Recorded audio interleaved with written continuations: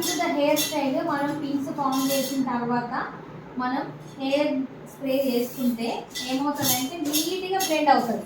So నేను ఎక్కువగా specific ఇప్పుడు హెయిర్ స్ప్రే ఎందుకు మెన్షన్ చేస్తున్నా అంటే, మీరు బాల్ సిస్టమ్ హెయిర్ స్టైల్ వేసారు కదా, దానిలోనే వన్ మోర్ వేరియేషన్ ఏంటిది, డ్రాగ్ సిస్టమ్ అంటే లేయర్స్ సిస్టమ్.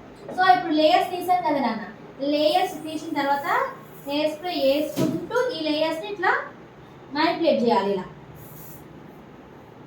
పుల్ చేసి ఇలా డ్రాగ్ చేయాలి, మళ్ళీ స్ప్రే కొట్టాలి, ఇలా డ్రాగ్ చేయాలి, spray drag, spray drag, spray drag. So ఇలా చేయడం వల్ల ఏంటంటే మనకి ఫార్ములేషన్ బాగుంటుంది, లేయర్స్ నీట్గా కనిపిస్తాయి. ఓకేనా, ఇది లాంగ్ లాస్టింగ్గా స్టేబుల్గా ఉంటుంది. సో ఇలా చూడండి ఎంత నీట్గా వచ్చింది, దగ్గరికి జూమ్ చేయండి ఇది దీన్ని. సో ఎంత నీట్గా వచ్చింది కదా.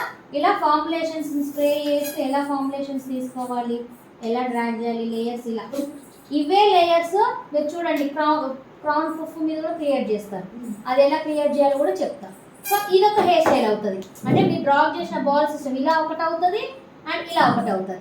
ఓకేనా, సో ఇట్లా చూడండి ఇప్పుడు మీకు నీట్గా కనిపిస్తుంది కదా. ఇట్లా ఇది from morning to still evening వరకు ఇలానే ఉంటుంది, ఎందుకంటే కొంచెం ఈ ఫార్ములేషన్స్లో మనకి ఆల్కహాల్ కన్సిస్టెంట్ ఎక్కువగా ఉంటుంది కాబట్టి హోల్డింగ్ ఎక్కువగా ఉంటుంది, కొంచెం స్టిక్కీగా కూడా ఉంటుంది. ఓకేనా, ఈవెన్ క్లయింట్కి ఎప్పుడైతే మనం హెయిర్ స్ప్రే వేస్తుంటామో, ఓకే, హెయిర్ స్ప్రే చేసినప్పుడు compulsory we should hide the ఐస్లో పడితే ఏం కాదు, కళ్ళు మండితే వాటర్ ఫామ్ అవుతాయి. వేసామో ఎప్పుడు కూడా హెయిర్ స్ప్రే అన్నది దగ్గర నుంచి కొట్టద్దు, లాంగ్ డిస్టెన్స్ నుంచి కొట్టాలి.